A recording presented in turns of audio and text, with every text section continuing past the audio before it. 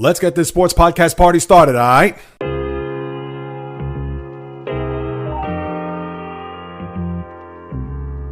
The JAYREELZ podcast. What is happening, my good people? Greetings. How are you? How's it going? How's everybody doing out there? What is the latest and greatest? Hope everybody's doing well, feeling fantastic, in excellent spirits. October is starting to make its exit, but before we get to any tricks or treats, I have something brewing that not even a witch could come up with, as the latest podcast has all you could ever want for as a sports fan, as this is the JAYREELZ podcast with your host, JAYREELZ.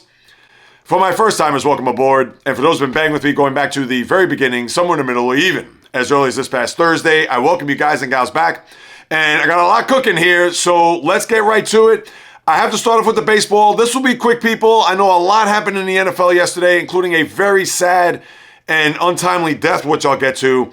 But with all that's brewing with the fall and winter sports, I have to touch base on what's happening with the World Series. And this will be quick, people, because when you look at what's transpired here over the first two games, with a game 3 tonight and the next 3 games in LA, what we've seen here so far is a series that right now is pretty much up in the air. Now, we figure that the Dodgers, the big favorites, will get out alive. And to me, the big question is what's going to happen over these next 3 days, whether the Dodgers secure a World Series in their building. And I have to raise my hand high in the air because on Thursday's podcast, I mentioned that the Dodgers never clinched a World Series in their home building. Well, that was a lie, because in 1963, when they faced the Yankees, they swept the Yankees over the course of the 4-game series.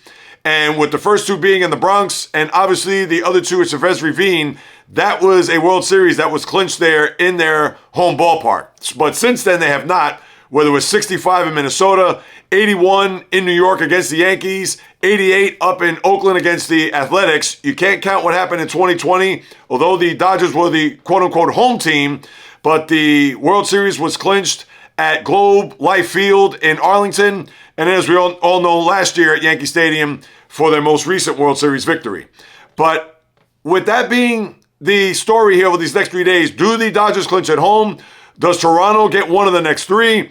Or is it a situation where somehow, some way, Toronto goes back home with a chance to clinch in a Game 6 in their building, which we know 32 years ago, the walk-off home run there by Joe Carter, that certainly is what the Blue Jays are hoping for, maybe the walk-off or just being up 3-2 coming home.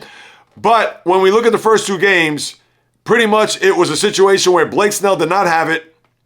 He had been dominant throughout the course of the wild card, division series, and the championship series, but certainly was in and out of trouble over those first few innings, and then it all imploded on him after the Dodgers staked him to a 2-0 lead. You had the 2-run homer by Dalton Varsho, and then it just became all unhinged to the point where Dave Roberts had to bring in Emmett Sheehan. Yes, that guy that you hadn't seen since the division series. And I understand that their bullpen, let's face it, other than Roki Sasaki and maybe, I won't even go as far as saying Anthony Banda, because with no Alex Vesia, their key lefty out of the bullpen, they had to bring in Banda to try to be the Band-Aid to what was going on there, and all he did was give up rockets left and right. Now, granted that Snell did put runners on base, but when you had the pinch hit grand slam homer for the first time in baseball history, or World Series history, I should say, where Addison Barger hit the home run that pretty much sealed Game 1, where it went from 5-2 to 9-2, and then Alejandro Kirk with a 2-run homer after that, a 9-run uprising there, I believe it was in the 5th inning, which pretty much iced Game 1, where the Blue Jays did win 11-4. You tack on a 2-run homer there by Shohei Ohtani in a 7th inning, where the fans got on him in the 9th inning, or maybe hit that home run in the 9th. By that point, I was already off the game. I was bouncing around looking at NBA and things of that nature. But Ohtani did hit his first World Series home run. But even though the Blue Jay faithful came out to say, we don't need you, toward Shohei when they were trying to court him a couple of years ago when he was a free agent. But you have a Game 1 where it was a shock. Nobody expected that. The Dodgers, who had pretty much been cruising throughout this whole postseason, now not only get hit with a right hand, they got hit with a Mack truck.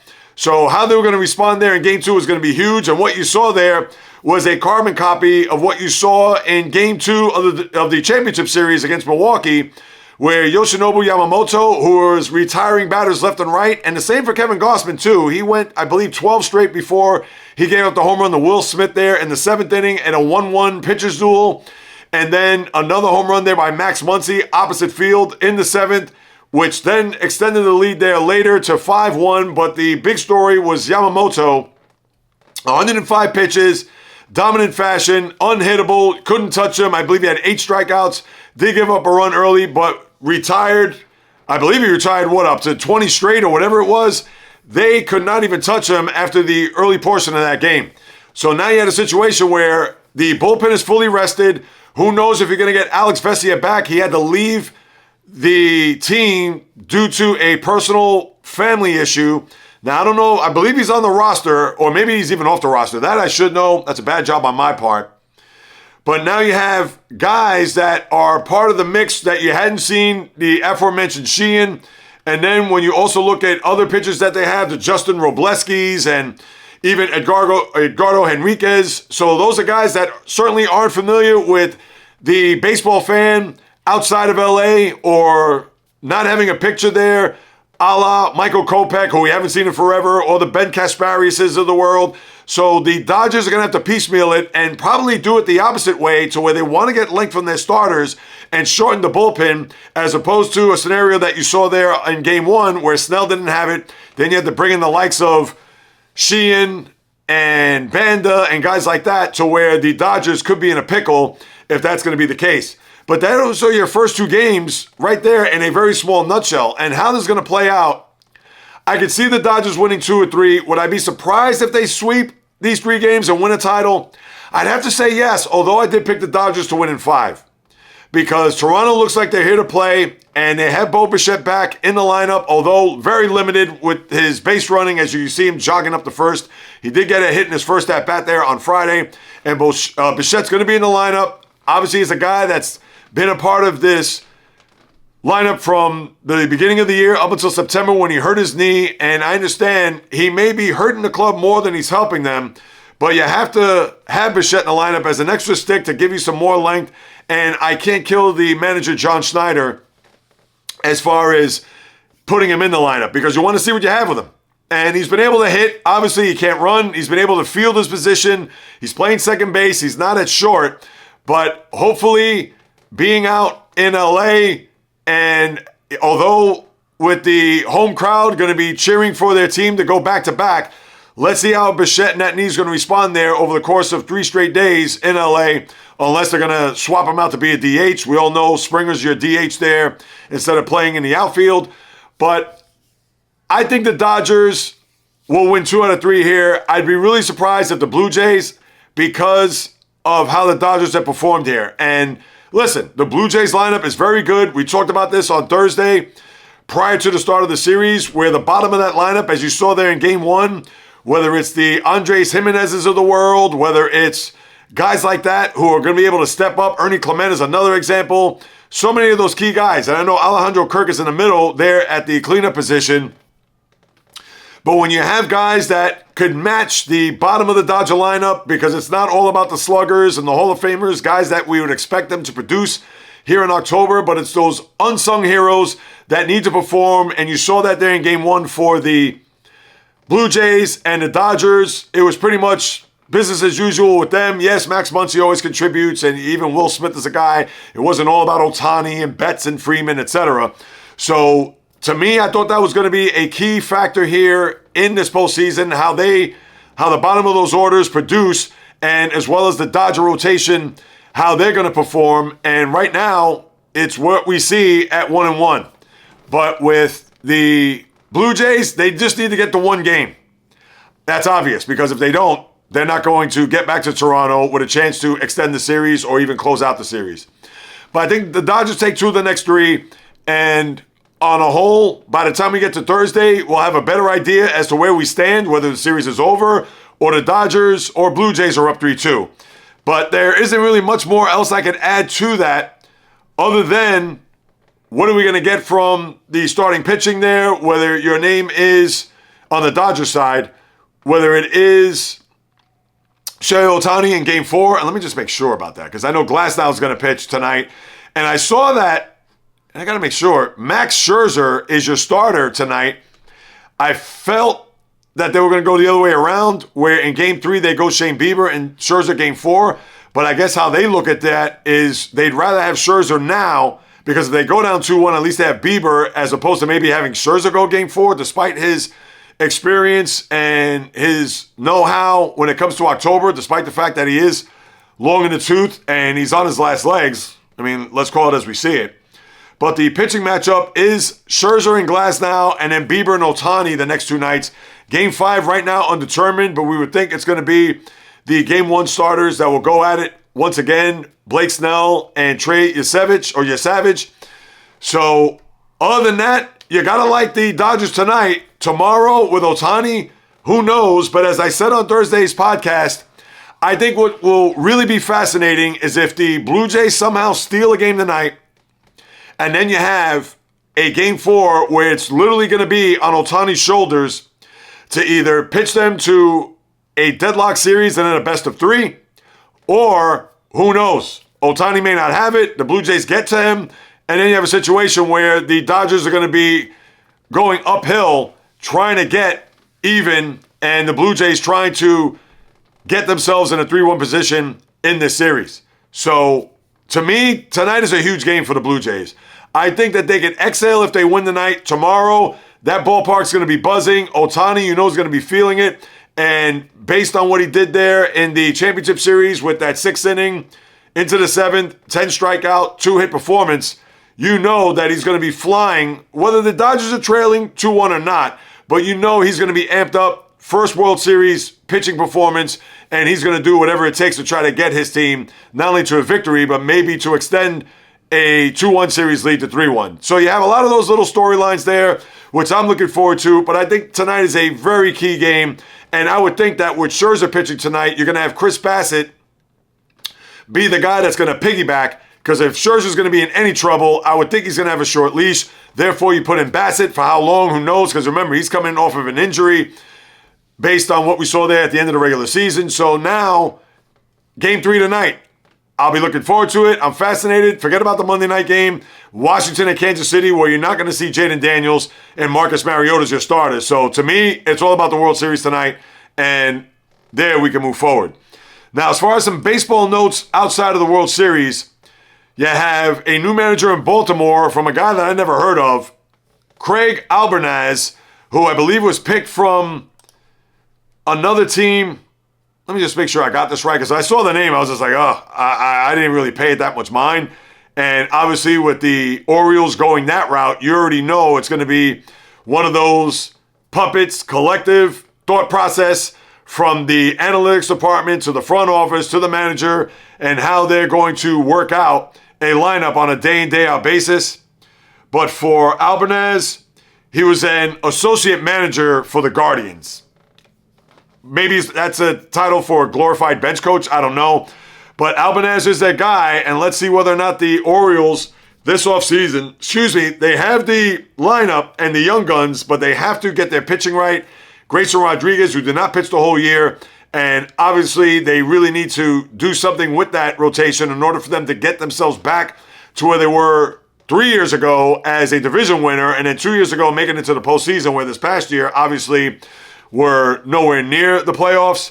So that is your one note. And then the other one, coming out of Philadelphia, where Dave Dombrowski, the GM of the Phillies, was actually very candid in his assessment of Bryce Harper, saying that he needs to play elite baseball. He's still a great baseball player, but this year he was just good. And Harper was hurt by that. Now, I don't know if Harper was nursing any injuries or certainly just wasn't himself, but he had very pedestrian numbers for him.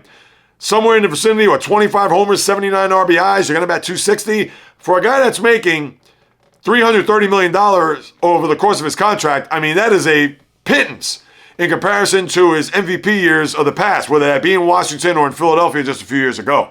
So, all right, Harper's hurt, but you know what? I hate to say it, Dombrowski's right.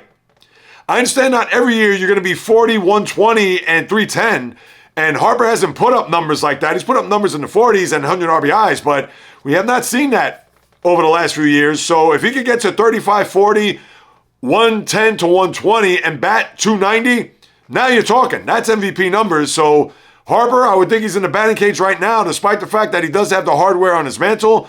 But if he's a little butthurt by what Dombrowski said, I would think he would use that as some motivation to get himself ready for next year. Now, obviously, he's still got a long way up between now and spring training, but I thought Dombrowski was in the right by saying that. Maybe a little bit too strong, but you know what? He didn't sugarcoat it, so I got to give him props for that. And Harper is just going to have to suck that up and move it along and just get himself better for next year because he's not getting any younger. I believe he just turned, 33 years of age? I believe he was, 92? Came up in 12. Yeah, he was 19. Yeah, so he just turned 33. So it's not as if he is going to increasingly get better.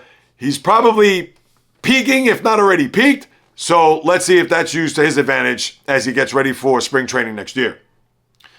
Yeah, so that's it for the baseball. That's all I got there. Now as I turn my attention to what is going on in the NFL, and I'm going to start here before I get to my big theme.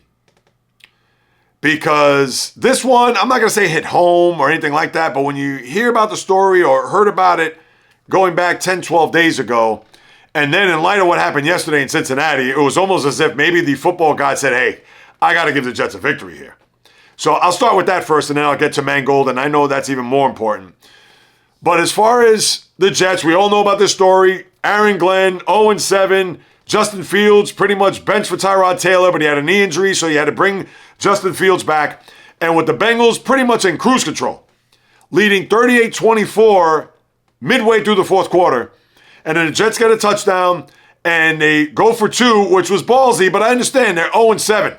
They figured if they get the two-point conversion there and somehow, someway get the ball back without giving up a point, where if they get another touchdown and get an extra point is what is all they're going to need in order for them to win the game. And as it was, after the touchdown, they go for two. At first glance, you didn't think they got it. Now, the ball was possessed, but it didn't look like it broke the plane of the goal line, and it was very tricky because the two-point conversion came before the 2-minute warning. So it didn't go up to the booth, but they did have that replay assist, which because it had to do with a score, or in this case, a two-point conversion. So although the Jets are out of timeouts and they couldn't throw a challenge flag, and it was on the north side of the 2-minute warning, because of the replay assist, they were able to get the review, and guess what? Overturned the two-point conversion was good. So it set the Jets up nicely that if they did get the ball back, and which they did, to then march down the field and then punch it into the end zone thanks to, of all things, a halfback option play where Breece Hall is running to the sideline. And as I'm watching it, it brought me back to that Leon Johnson play in the last game of the 97 year where the Jets were trying to get to the playoffs. And what did Leon Johnson do? He threw it into the end zone and it was intercepted. Not the case here. Breece Hall goes right. He looked like he pump faked at first, and then he threw up to me, which was a lame duck, or what they like to use the term the dying quail, which I know that may be a little rough, but you understand where I'm coming from. He throws up this wobbler of a pass, and then Mason Taylor does a jump ball to where he jumps over the defender, grabs it, touchdown, extra point, and they go home victorious. 39-38. The Jets win their very first game of the year.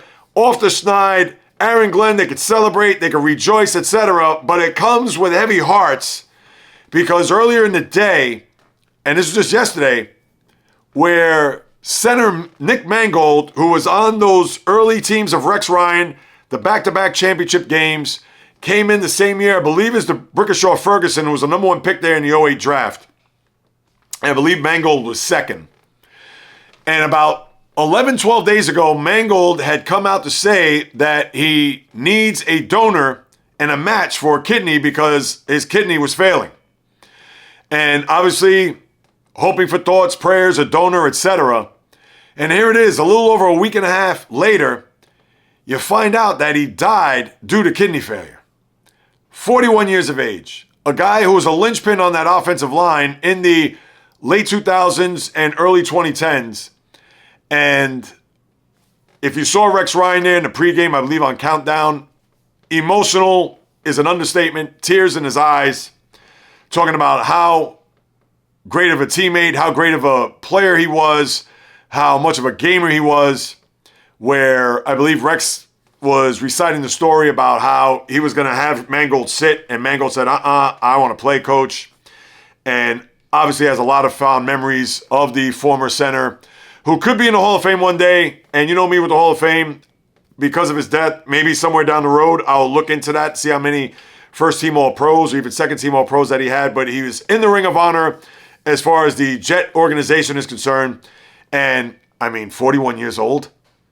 If that doesn't even tell you, among many other deaths that we see, whether it be celebrities, singers, actors, etc., I understand we just can't look at athletes and all of a sudden just kind of think about your own life and put it in perspective. We should not be thinking about that. But in a case like this, where if you follow football and you know of Nick Mangold and obviously his demise at 41 years of age, taken way too soon. Thoughts, prayers, condolences go out to the Mangold family, the Jets, the NFL on just this terrible news.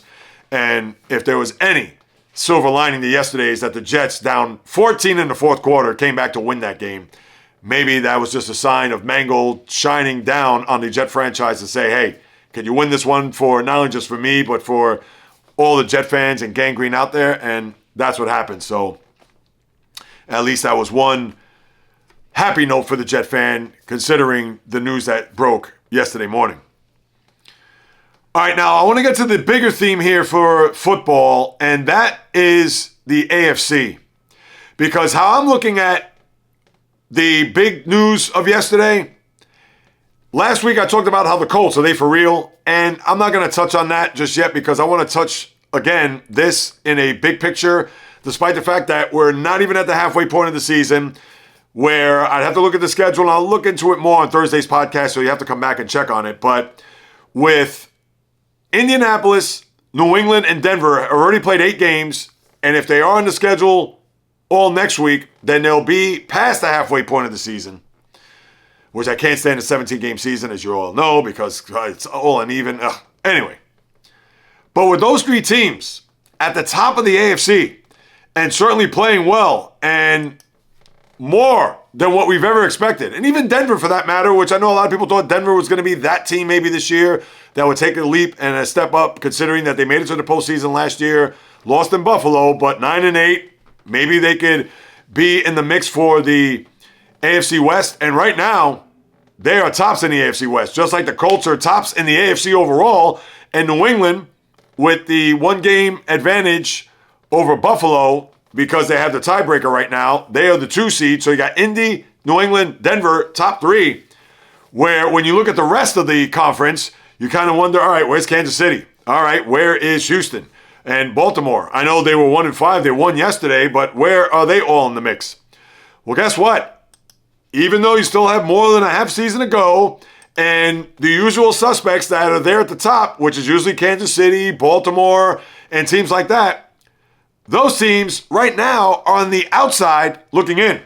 And I get it that the Chiefs have to play tonight against Washington, as I mentioned earlier. And with a win, they will put themselves in the 7th seed because Jacksonville had a bye. And therefore, with the 5-3 record, although Jacksonville owns a tiebreaker, because remember, they beat them on a Monday night a few weeks ago. So you got to keep that in mind. But the Chiefs will catapult themselves into the AFC playoff mix as the 7th seed with a win tonight. But that's the crazy thing about this conference, because you look at it and you say to yourself, wait a second, the teams that are usually there, Kansas City outside right now, Houston, who's right behind Kansas City in the division, and then Baltimore are 3 spots behind Houston at the current moment, but maybe they found their legs with Tyler Huntley at quarterback and beating the Bears. I'm going to get to them in a moment. But for the AFC, is this how it's going to shake down here throughout the course of once we get to the part way or halfway point or just slightly past the halfway point of the season going into the second half? Well, I'm going to say this real quick. I underestimated New England. Their number was 8.5 in Vegas, and I picked them as an under. Now, I didn't realize that their schedule, it was literally a cupcake. Okay? Now, I understand to beat Buffalo in Buffalo on a Sunday night. I'll give you that. 100%. But they beat nobody this year. So let's get to January and February and see where they lie in the playoff picture, because I'm not going to trust them 100%, even if they do host a playoff game in their building. Because could you imagine right now as a 2 seed if the season ended today? And I understand that you have Jacksonville going to New England, which wouldn't be anything to be shaking in your boots if you're a Patriot fan. But if the Kansas City Chiefs win tonight, so I guess we'd have to wait till tomorrow instead of today. If Kansas City wins and Kansas City's going to New England, are you going to feel 100% confident in your team that you're going to beat Kansas City? Now, I understand they're due to just implode. I understand that they're due to lose a wild card game or not to get to an AFC championship game. I understand that. And maybe this could be their year. But I got news for you. I'm sure if you're a Patriot fan, you're going to be nervous to high hell that the Patriots may not come out alive in that game. Because how can you bet against Mahomes even if it's a situation where the Patriots are trending north? And even Denver for that matter. Now, they would play the Chargers, and I understand they beat them earlier this year, but the Chargers aren't going to be a team that's going to go in there and you would think will manhandle the Broncos. And then the Colts, as we talked about, are they for real? I got to wait till January. Sorry, because I don't believe in them. I understand they played well. Another team with a very soft schedule. They're playing their own division on top of playing the NFC South. And we could go through the games, people. So you could talk about JAYREELZ. You don't know what you're talking about. Oh, you got to talk about this year. Here we go. They beat the Dolphins. Oh, wow. Big-time victory there. I think not. They beat the Broncos. If it wasn't for the leverage play by the Bronco player when they kicked the 60-yard field goal, the Broncos would have won the game. So you know what? I understand it counts, and I understand that's a good win. But still, if it wasn't for that, they would have lost the game. Let's be real here. They beat the Titans. Big whoop. They lost to the Rams. That's their only loss this year out in L.A. After that, they beat the Raiders, the Cardinals, the Chargers, and the Titans. All right, you want to say the Chargers is a good win? All right, fine. And they beat the Vikings 37-10 on Thursday night. I'm not going to go crazy. To me, it counts. It's a good win, but it's not like, oh, okay. At least New England could say, we beat Buffalo in Buffalo. Okay? So, no ifs, ands, buts, babies about it. Where Indianapolis does not have that win on their schedule. And then even with Denver, for that matter. Now, they beat the brakes off of Dallas yesterday, and no talk about Dak Prescott for MVP. I don't want to hear that anymore. That book just got shut. But Denver, with a miraculous win against the Giants last week, as we know, and yes, they did lose in Indy, so that could count as, I guess, as a good loss, and also in LA against the Chargers. But they beat up a Bengal team that, let's face it, Jake Browning. All right, they beat the Eagles. That was a good win for them. Understood, no doubt. But then they beat the Jets, the Giants, the Cowboys. But I got to give the Broncos, they beat the Eagles. So New England, Denver at least has that signature win on their schedule. Indianapolis does not. Don't give me Denver week 2. I'm not taking that. And don't give me the Chargers last week. Nope, not sold. But even with New England and Denver, I still have to see this in January. That's all I'm saying. We still have a whole second half to go. And we'll see how it all breaks down as we move it along. So that's why I'm looking at here a new look AFC when it comes to who's at the top and who's not. And really, at this present moment, who's on the outside looking in, teams that are usually there, if not at the top or near the top, are nowhere in sight. And as far as yesterday goes, yeah, I had one of those days where, and I didn't give props to Justin Fields when we talk about the Jets, and that's another thing too. Let me get to that real quick, if I may. Justin Fields, who was your starter, not starter, whatever, and he had an emotional week, and even talked about it, how he was crying in his closet, laying down, just with everything that has transpired here throughout the course of this year, something that I'm sure he never even thought or imagined, to have his team be the last one to get a win in the NFL this year, on top of being benched, on top of the owner getting at him to say that he can't even complete a pass for all intents and purposes.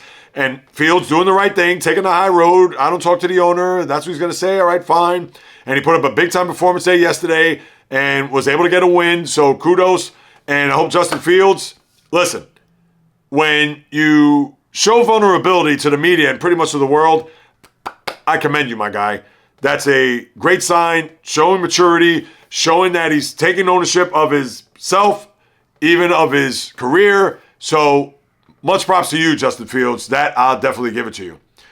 But as far as the rest of yesterday goes, do I even need to get into Miami and Atlanta? I know Tua threw for 4 touchdowns, and Atlanta, they're trying to find their way. Kirk Cousins, who was playing for Penix, very pedestrian, as you'd expect. So to me, maybe that's more on the rustiness of Cousins and not getting the offensive sync, as opposed to, and maybe the defense just not being able to get to Tua and him having the big day that he had. Am I going to talk about Cleveland, New England? Now, I'm going to get to one particular instance later on when it comes to the Browns and a particular feat that happened there when it comes to Myles Garrett. So just keep that in mind, people. So just stay with me here.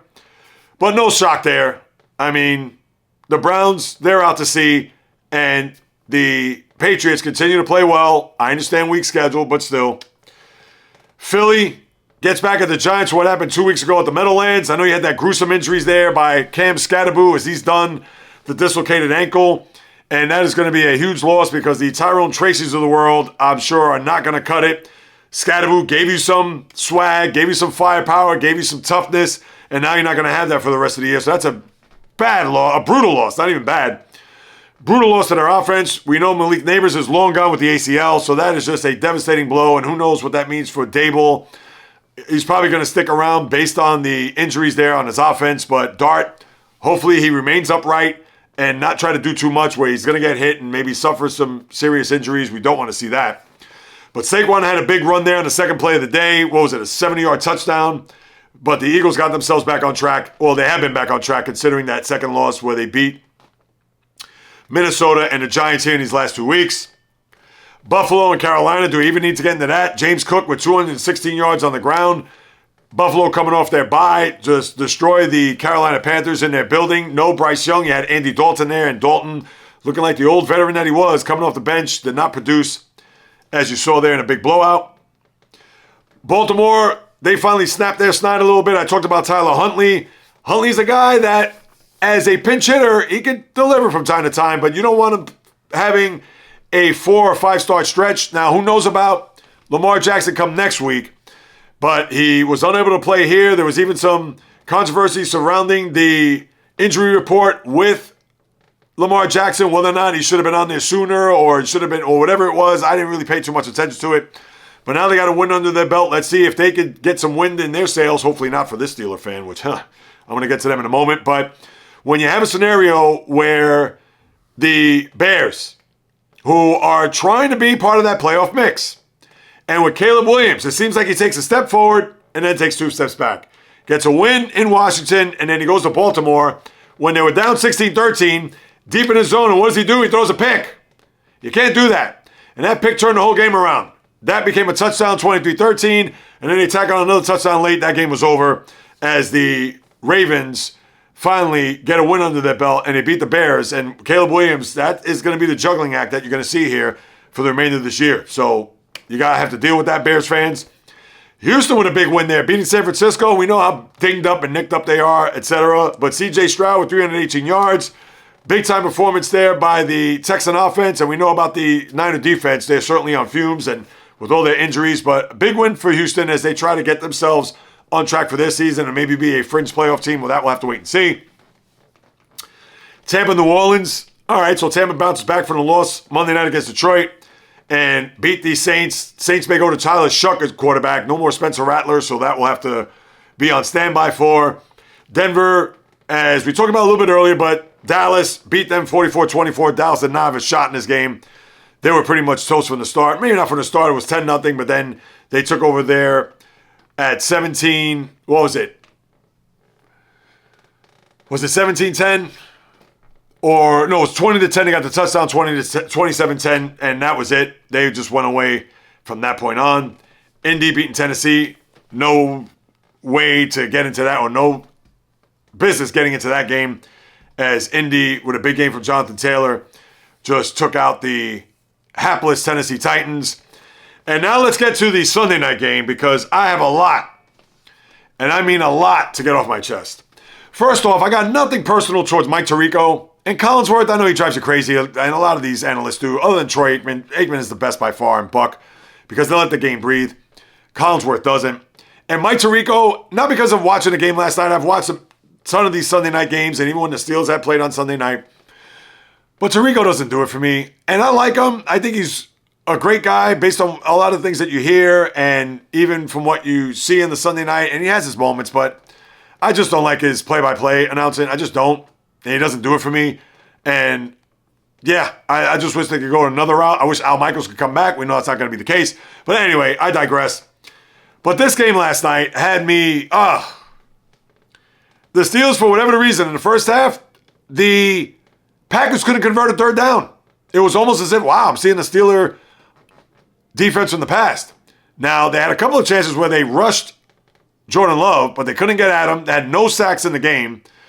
And in the second half, all of a sudden, turned like a drop of a dime. You had that big 3rd and 5 pass to Tucker Kraft. I don't know what was happening there with Deshaun Elliott. It was almost as if somebody put a pause button to the Steeler defense and it just froze to where Kraft caught the pass and then he went up the right sideline to get that big 59-yard pass play. And then, to me, the biggest play of the game, this was at 16-14. That pass play was at 16-7, where Kraft, and then he got into the end zone after that. And then the Steelers got a field goal. I mean, what more can you say about Chris Boswell? 56, 51, doesn't matter. And these are chip shots, not only for him, but for a lot of people in the league. And this is in the first half where the Steelers got the touchdown right before the half, made it 16-7 on top of the 3 field goals when they were up 3-0, down 7-3, 7-6, 9-7, 16-7 at the half. All right, feeling pretty good. You got that 3rd and 5, Tucker Kraft, okay, fine. And then now, the biggest play of the game at 16-14, where Jordan Love is rolling right on a 3rd and 7, and across his body floats a pass to the 10-yard line where Christian Watson catches it. And again, it looked like the Steeler defense was in quicksand because they had no reaction. It wasn't a situation where they were able to try to deflect the ball. Watson catches it. He gets inside the 10. Next thing you know, they punch it in the end zone. They get a 2-point conversion there by Romeo Doubs. And this was at the end of the 3rd quarter. And from that point on, the Steeler defense said, I want to go to Cancun. A complete no-show and just an abomination by this defense. They can't stop a nosebleed. You would think after what happened in Cincinnati the week before that they would somehow, some way be able to figure it out. And for a half, they looked pretty good. But in the second half, it all fell apart. And Tucker Kraft, I'm sorry, good player. And will probably be a very good player, maybe even an all-pro one day. Who knows? Because as you have the Travis Kelce's and the George Kittles getting long in the tooth as far as their careers go, maybe Tucker Kraft is going to be that next guy. But their defense made Tucker Kraft look like Travis Kelce. Catching balls left and right, making big plays. And Christian Watson, who was coming off his first game back from an ACL injury, had 4 catches, made plays left and right. I mean, the Steelers defense is an atrocity. In fact, Terrell Austin, he may be the first to go here. Because this defense is just deplorable. They've given up 30 points now in what? If I do the math. Jet game, Bengal game, this game. Obviously not the Brown game, although the Vikings were making a comeback. The Patriots. I mean, they've just been terrible. And yesterday was National Tight End Day. Who made that up? I mean, why was that a day? So what's going to happen? You have Monday night next year, whatever the tight end day is, and then from Tuesday on, the NFL will probably schedule a game on purpose just for National Tight End Day. Stop, NFL. I don't even know what's next week. National Offensive Lineman Day? Or the week after that, it's going to be Punter Day? I mean, come on. This is silly. This is stupid. Whoever's making this up, stop it already, please. But again, this Steeler defense. And now let me get back to this real quick. I don't want to pin it all on this guy because he's been a great Steeler, and we know how much he's done as far as the past goes. But here it was, training camp, where Myles Garrett got the bag. And I understand he's a couple of years younger, but Myles Garrett got the bag, the $40 million contract, whatever, how many guaranteed. And TJ Watt says, you know what, I'm going to sit out because I want to get the bag too. And this is also Max Crosby getting his big payday, a little less than Myles Garrett, but you get my drift. So now TJ Watt says, I want to get paid. He gets paid $41 million a year, $123 million extension. And check those receipts, people. I said, NFL preview, that, all right, you got your money, TJ Watt. It's not for past performance. It's what you're going to do this year and hopefully for the next 2 years. And what has he done this year? 4 sacks. He's done nothing for that money. Give some of that money back. And I'm not trying to say that TJ Watt has to have 2 sacks a game. I get that. And understand what? He had 6 tackles yesterday. He had a quarterback hit. All right. You got to get pressures. Pressures are good too. But he has done absolute nada for what TJ Watt is. He's not a backup linebacker on the Arizona Cardinals. He's not a pass rusher on the Miami Dolphins. He's a guy that's won a Defensive Player of the Year award. He's led the league in sacks multiple times. He's done it all. And he's got his money. Where's the production? I understand the secondary is Swiss cheese. Joey Porter, Jalen Ramsey, Deshaun Elliott. You go on down the list. So I don't want to put the salt on TJ Watt. But guess what? You want your money. As I mentioned, Myles Garrett, he got his money. What did he do yesterday against New England? Okay? Did you check his stats? He didn't have 1, not 2, not 3, not 4, 5 sacks in the game. 5. His contemporary, the guy that he wanted to emulate as far as getting a contract comparable to Myles Garrett. And his team's going nowhere. And what did he do? He put up a 5 spot on that New England offensive line. And TJ Watt, it's time for you to wake up, my G. It's time. For real. And I don't know, I'm double teamed, I'm getting chipped here, I'm getting chipped. You don't think Myles Garrett's not getting double teamed? I don't know, I didn't watch the game yesterday against New England, but come on. I'm sure they probably put the whole left side, a linebacker, I say a linebacker, kidding around, of course, a tight end, 2 tight ends on him, and they still probably got through. So I don't want to hear it. Enough. It's time for him to step up. And I got news for you. Jordan Love, okay? Great game. I can't knock him in the least. But that is a product of how atrocious that Steeler defense is. That's all there is to it. I'm sorry. You could talk about, oh, JAYREELZ, you don't know what you're talking about, blah, blah, blah. Oh, blah, blah. Go from one half to the next. That second half, I could have been back there chucking balls. And all you saw there was just him carving up that defense. And that's not a knock on Jordan Love. He played a great game. 360 yards, 20 consecutive completions. I mean, come on. What Steeler defense is this? It's not the Steeler defense I grew up in. Forget about your grandfathers or your fathers or your uncles. It's not even your big brother Steeler defense. And that team, with the Bengals losing yesterday, and I understand the Ravens won, and they haven't played the Ravens yet, but they could have put themselves in a 3-game lead in the division. And I get it that the Bengals had the tiebreaker, but still. And what did they do? Oh, my God. Just terrible. And I'm just sick. I don't even want to talk about it anymore. And that's enough of the NFL. As I move it along, college football. I know if you're Odell Beckham Jr., Joe Burrow, Jamar Chase, Justin Jefferson, and any other players that wore the LSU uniform, Ryan Clark, Tyrann Mathieu. Shall I continue? March on down the entire roster. Past, present, can't say the future. And for LSU to get spanked. And listen, A&M, they're ranked number 3 for a reason. But when you go up 18-14 in the start of the second half, and A&M goes by you as if you're standing still, to where they score 35 unanswered points, and therefore, a day later, your head coach gets jettisoned. Now you have to think, wow, where did that come from? There weren't any rumblings. Did his message wear on the team? Did some of the players get back to the AD or the powers that be there down by the bayou? I don't know, but Brian Kelly, as we all know, he's not for everybody. He is a particular taste.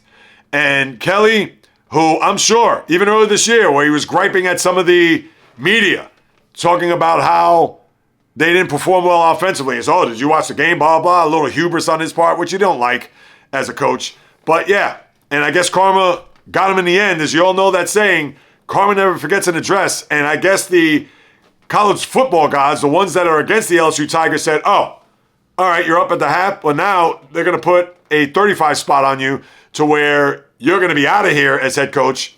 And I believe, I don't know, the assistant right now, I believe has been anointed the interim at the moment. Now, they still owe him $54 million in the process, and that's going to be an ugly mess. And that's why these coaches that get these big-time contracts, unless you're a guy that is an institution. So that means you have to be Dabo Swinney. That means you have to be Kirby Smart. The Kalen DeBoers, who's having a great year, I can't knock him. he's Alabama right now. They look like they're going to be a threat and could get to a national title. But even a guy like Curt Cignetti, who just signed 8 years and $93 million, if Indiana starts to falter in the next 2 years and they can't recruit and they can't get players there to be a part of that program, and then what happens? The last 5 years of that contract, they're going to have to blow it up. And that's a basketball school. It's not a football school. Well, LSU, as we all know, SEC, that's a football school. Now, as far as their boosters and their alumni, and that's going to be how they're going to divvy up this $54 million. I mean, that remains to be seen. And they're going to be able to, because that is a powerhouse of a school in that conference. But if you're LSU, bye-bye to the postseason hopes. 3 losses, waxed it home the way you did, and you can forget about it. And Garrett Nussmeier, listen, I don't want to put it all on him, but that was a guy that you were expecting for him to do big things this year, and that has not been the case. So just a terrible turn of events there for the Tigers. And all you could say is that, listen, it just wasn't their year, and Kelly gets shown the door. Now, nobody's going to be shedding a tear for him, whether you root for LSU or not, because he's going to get that payout. He's probably going to resurface somewhere else, maybe as a coordinator first. I don't know if they're going to hire him as a head coach, because like I said, he's a rough around the edges. Let's just call it as we see it. But that is just an atrocious job there. Just terrible by LSU and how they started off the year with that big win. As we all know, when the Tigers, who have gotten out of the gate rather slowly in their first couple of years, and as I look at LSU now, yeah, I mean, listen, there's no other way to slice it. Wait, that was last week. I gotta get to this past weekend's games, JAYREELZ. Come on. You gotta stay on top of this. So for the Tigers, who, again, no ifs, ands, buts, maybes about it. Outside looking in, yes, they beat Clemson in that first game, and then obviously with them getting off to a great start, but when you lose to Ole Miss in Ole Miss, and then obviously back-to-back losses, Vandy, and then now at home, and with Alabama next, and you know that is going to be a huge game. That's in Tuscaloosa. That's a game that they rarely win in that building, and Alabama's clicking on all cylinders, so you could pretty much say they're already sayonara, but really put them to rest for this college football season there when they get to Alabama and lose. Now, once we say that, in LSU, they rally the troops and they end up beating Alabama, which puts them in a pickle, obviously with their loss earlier this year to Florida State, but that we shall wait and see. But as far as the rest of the games, there really isn't anything to get into. As far as big-time upsets, I mean, Ole Miss beat Oklahoma. So now you got to wonder about Oklahoma, whether or not they're going to be a team that you're going to see here. Vandy beating Mizzou. Now, Mizzou has 2 losses. And Vandy, that's a good win at home against the Tigers there. So you have to wonder whether or not you're going to see anything left of the Tigers as far as them making it to the postseason. They have to run the table, as you know. But besides that, you don't really have anything else that you could get into or discuss as far as when it comes to the top 25. So that's what you have there in college football. All right, now I'm going to turn my attention to the hardwood as I lace up my high tops. And I got news for you. I don't know what the NBA is going to do here for an encore after what we witnessed, not only from going back to the start of last week with the games, or last Tuesday, but even more so what happened throughout the course of the weekend. Because you had another double overtime victory, an NBA Finals rematch. I know way too early, and that's because Indiana's going to be a bad team all year, so they figured, hey, let's get the NBA Finals rematch, at least one of them, out of the way early.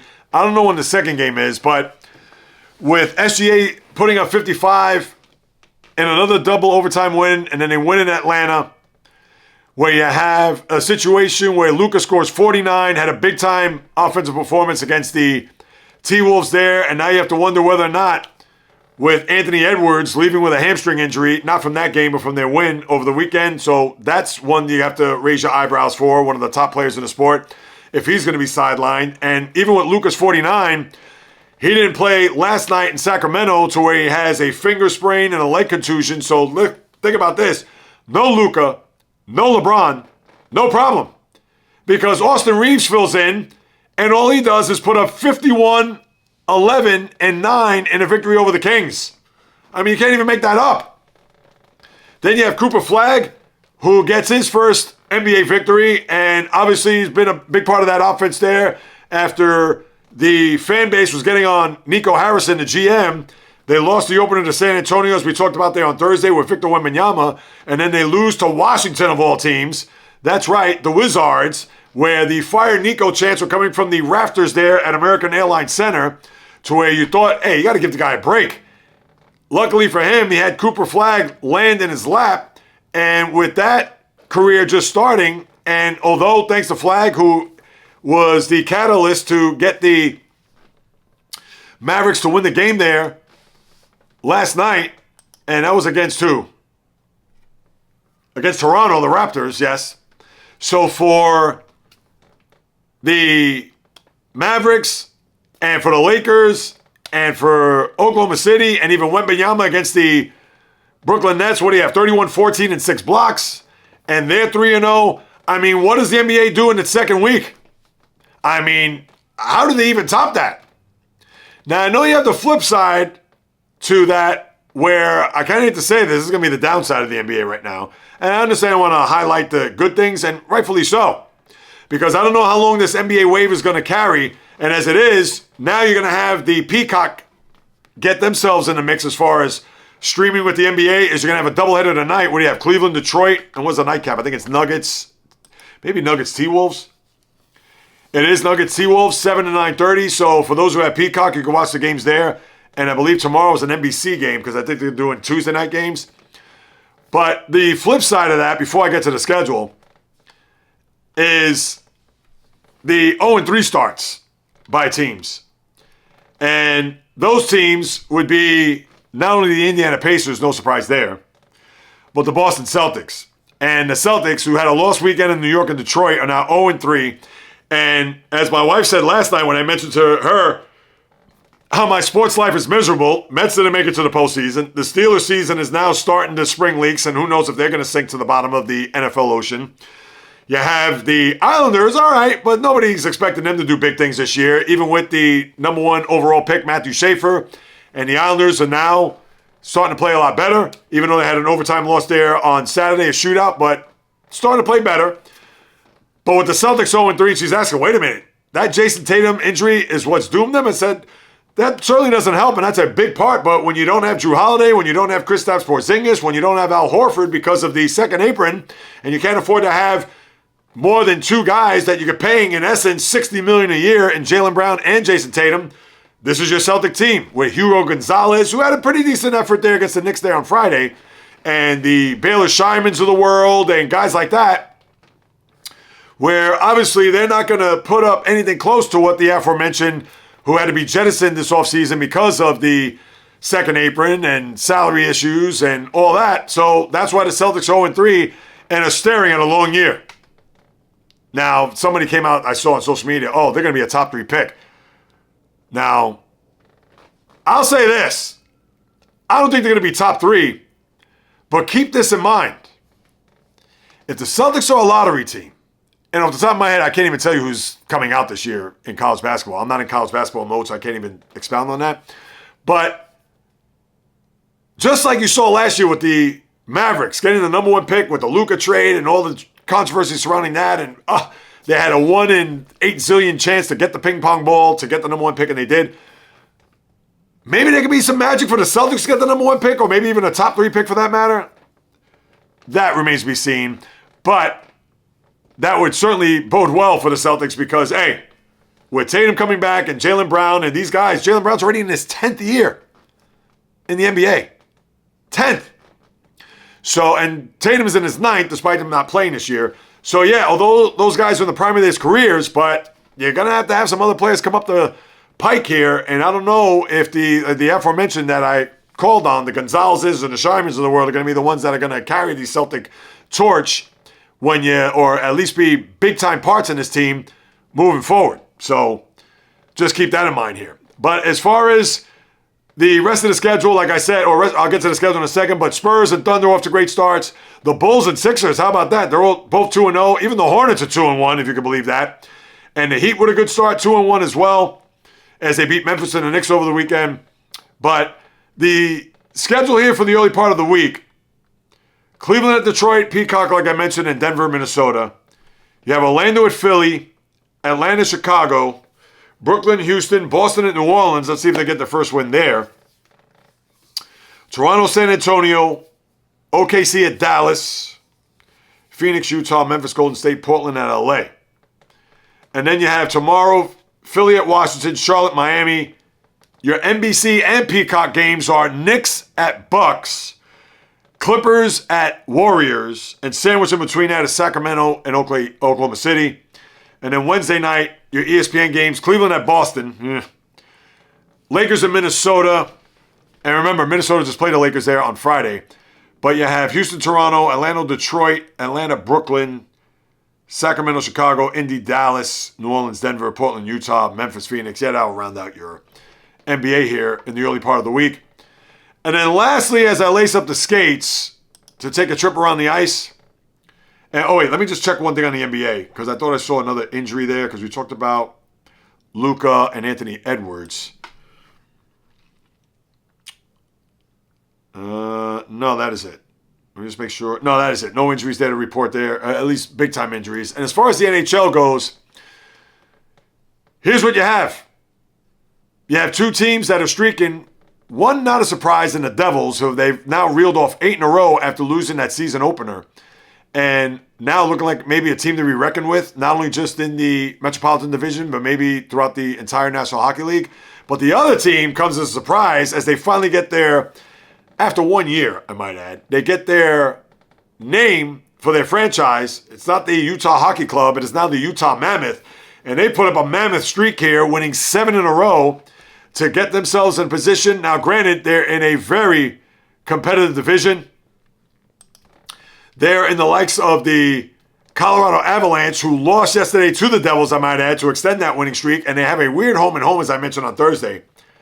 Colorado was in New Jersey yesterday afternoon, and then they'll play tomorrow night in Colorado, which is a very rare East-West home-and-home affair.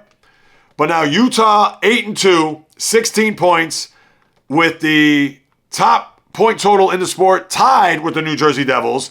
So that's why we talk about them today, knowing that they've been on this, both of them, furious winning streaks. And the Mammoth, remember, they were the former Arizona Coyotes, and last year they were a team that, trying to find their way. And although up until the last week or so of the regular season, were on the outside looking in as a fringe playoff team, trying to inch closer to the LA Kings. No, not LA Kings. It was who were the two teams that were the Minnesota Wild and the St. Louis Blues. Those were the teams that they were battling it out to see if they could get themselves a wild card. And as it was, they fell short. But now, off to a great start, 8-2. Excellent job there. You got to look at maybe what they're going to do here as far as can they continue this type of stretch.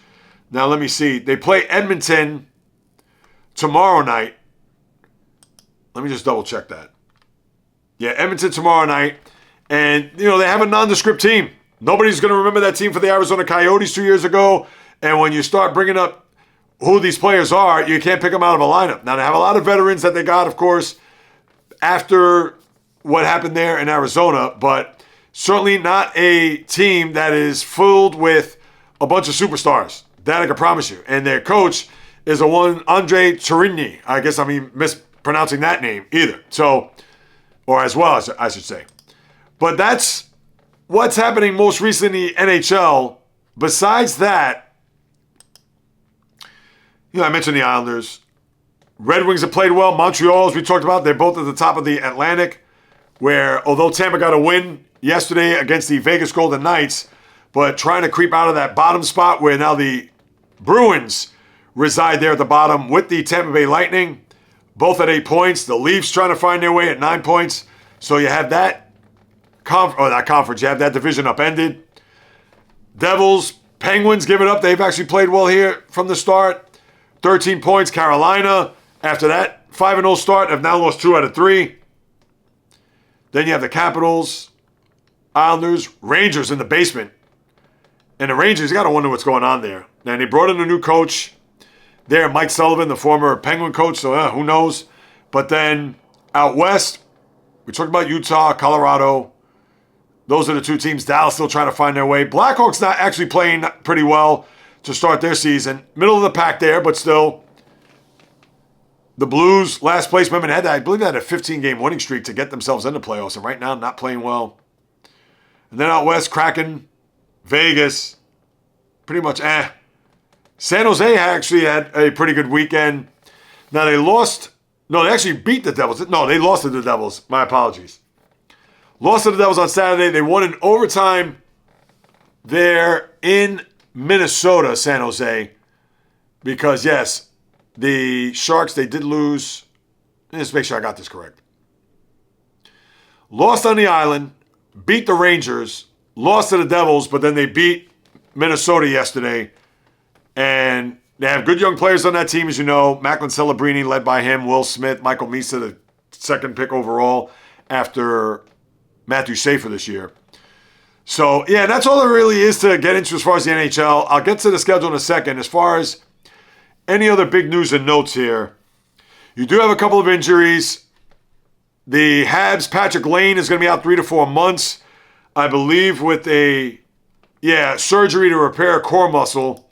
So that's a big loss there for the Les Habitants. As I mentioned, first place there in the Atlantic. The Penguins are going to be without 6 to 8 weeks with Ricard Raquel. And he's a forward. He's going to be out with a broken left hand. And then you have, let's see. I know Nikita Kucherov got his 1,000 point there.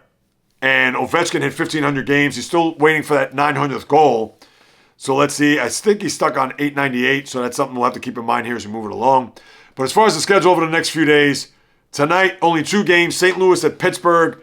Boston at Ottawa. Tomorrow, big slate of games. Led by Pittsburgh at Philadelphia. An ESPN doubleheader. 6 o'clock that game is. Then you have Washington at Dallas at 8:30. Well, they actually have a triple header. Wow, ESPN is sporting it like that. And then your nightcap is Kings at Sharks. So one more time, people. Pittsburgh at Philly at 6. Washington at Dallas 8:30. LA at San Jose at 11. So you got a triple header there if you watch on ESPN. Then you have Calgary, Toronto, Vegas, Carolina, Columbus, Buffalo, Anaheim at Florida. Islanders at Boston, Tampa, Nashville, Winnipeg, Minnesota, Detroit, St. Louis. Yeah, I mean, these games aren't really, you know about Jersey, Colorado, Utah, Edmonton, Rangers at Vancouver, Montreal at Seattle. All right, and you only have one game on Wednesday, which is Toronto at Columbus. So you have the bulk of the schedule in the early part of the week before we meet up again on Thursday, tomorrow night. 2 games tonight, 1 game Wednesday, and like I mentioned, a full slate with the triple header there on tomorrow night. But that is it. That's another episode in the books, people. Thank you so much for stopping by, carving out precious time out of your day to listen to what it is I have to say about what goes on in the toy department of life called sports. And if you haven't done so, people, I please implore you to subscribe, rate, review. Actually, the subscriber count has increased here over the last couple of weeks, which is good. Still trying to get to 1,000. Want to get to that number. Want to start monetizing. I'm an independent podcaster, content creator, doing this full-time, people. So please be aware to the good sports fan, the great sports fan, the kook, the casual, the good, the diehard. Take a screenshot on your social media, send it to them, send it to me for that matter. Instagram, TikTok, Facebook, the JAYREELZ Podcast, or JAYREELZ on Instagram, Twitter, JAYREELZ1, just a number after JAYREELZ. And then if you want to hit me up with a question, comment, suggestion, you could do so at the JAYREELZ Podcast at gmail.com. I'll be more than happy to follow up with you guys and gals because, like I mentioned, doing this out of the love, trying to blaze a path and carve a trail in this podcast space, as well as the YouTube channel space, because whether you do or do not know, this is what I love to do, people. In the blood, in the DNA, talking sports since birth. And if you couldn't tell over the last hour or so, or hour plus, then you have to come back on Thursday for the next podcast, or even better yet, you can come back Wednesday, because I have a live stream every Wednesday, 12 noon on YouTube on the channel. It's another reason for you to subscribe. Because once you subscribe, it helps out the channel. You'll get the bell notification, and you'll hop on board maybe during your lunch hour, early in the morning, or even if you're home, you can watch me as we go back and forth on what's happening in the world of sports, as well as a podcast pregame on Thursdays, 9:30. So I got you covered when it comes to sports. I got it all taken care of. Because as long as I sit in front of this microphone and camera, I promise I will deliver nothing but passion, fire, energy, fury with my thoughts, opinions, critiques, praise, analysis, feelings on anything and everything that happens on the world of the diamond, ice, gridiron, hardwood, golf course, racetrack, tennis court, boxing ring, octagon, you name it. From my lips to your ears, from my heart to your soul, from where I am to wherever you are, the JAYREELZ podcast always comes correct, direct, and in full effect. From the South Bronx to South Beach to South Central to South Pacific and all points beyond. Peace, love, and God bless everybody. And until next time on the JAYREELZ podcast, on the flip, baby.